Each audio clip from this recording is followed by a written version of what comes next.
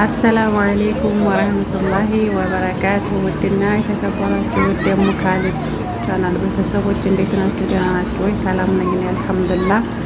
እናንተስ እንዴት ናችሁ? ደህና ናችሁ ወይ? ከኔ ጋር ሁሉ ሰላም ነው።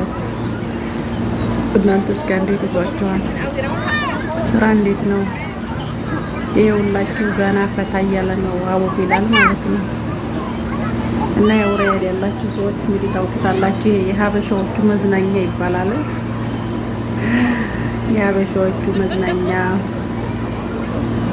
ማን ነበር ስሙ? ጠፋብኝ። ወይኔ ጠፋኝ። አልሙሂም እኔም አንድ ሁለት ቀን ብቅ ብዬ ነበረ። መዳም አጫውቶኝ አልኳችሁ። ሻይ ጋ ወይም ሰዎች ከጓደኞቼ ጋራ ብቅ ብዬ ነበረ።